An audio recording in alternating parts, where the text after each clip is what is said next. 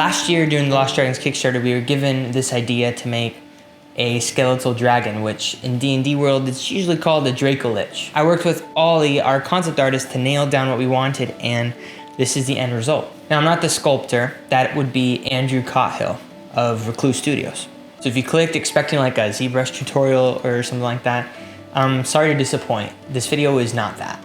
But I do talk a little bit about some of the design considerations that we made when making this dragon, as well as, of course, I'll show you how I painted it too. Now, I don't go too deep into the techniques and things like that because I don't think I could do a better job than a lot of the other channels where I've learned about these things and where I decided I wanted to try doing them myself. If I introduce you to some of these concepts and you decide to go look them up on YouTube with better channels, I consider that a win. For starters, this dragon presented some design challenges when I first started working on it that I kind of knew we were going to deal with. Normally, skeleton models are really difficult to print because the gaps in the rib cage almost always need support and the bones are usually pretty thin, and that problem still exists even though the dragon is magnified in scale. For example, imagine printing this rib cage, right?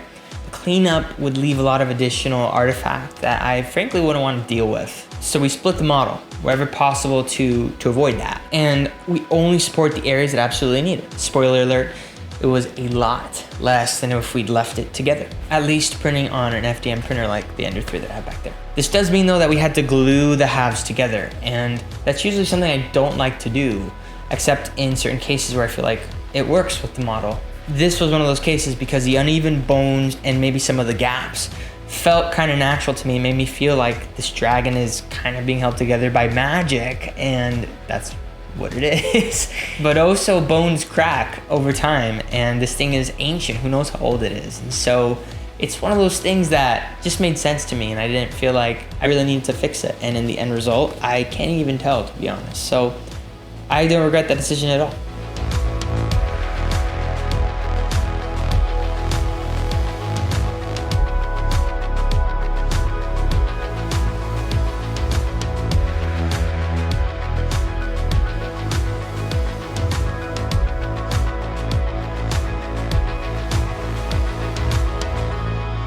I knew after I assembled the model that I was going to want to push myself on this. I was going to want to try things that I hadn't tried before.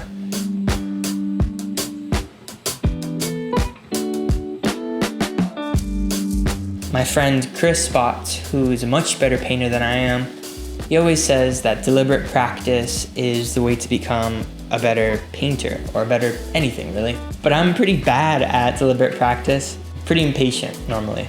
And I generally end up, going big on projects like this, Dragons, which gets me practice, but might not look as good as I would like because I didn't do all the practice before. It's kind of how it works. And since it'd been over 2 months since I last painted a mini, I saw this mini and I kind of got really inspired and just decided to go for it and do my best. And I had a lot of fun with it.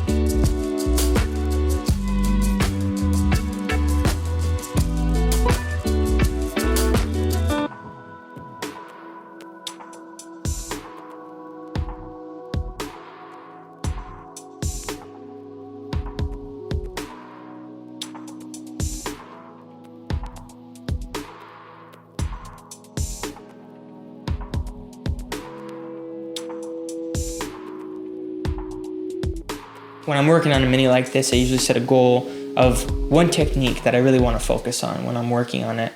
With this dragon, for some reason I decided to try 3 new things. Object source lighting, which is that glow in the mouth and the eyes. A stippling layering effect on the wings to kind of make it a more subtle transition. And highlighting based on the direction of the light, which in this case, I wanted the light kind of hitting it from this angle, right?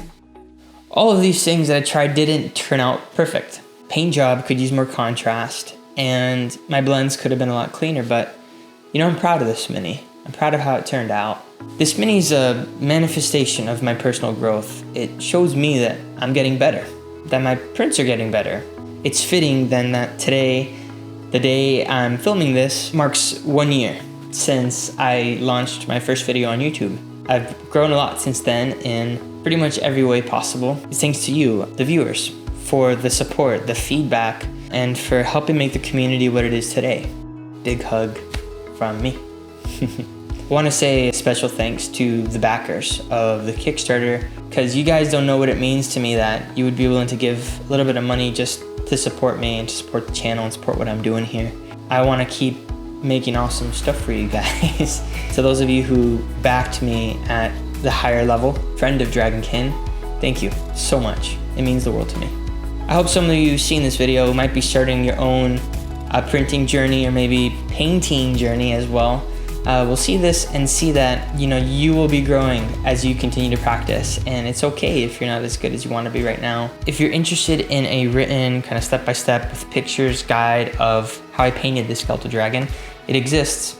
It's going to be in this month's Bexim's Bazaar, which is like a tabletop gaming magazine that is pretty awesome. And it's run by Jim, the tabletop engineer, who's a good friend of mine. For $2, you can become a patron and get that monthly. And it's got a lot of really good goodies that I think any tabletop gamer will be interested in. So check it out.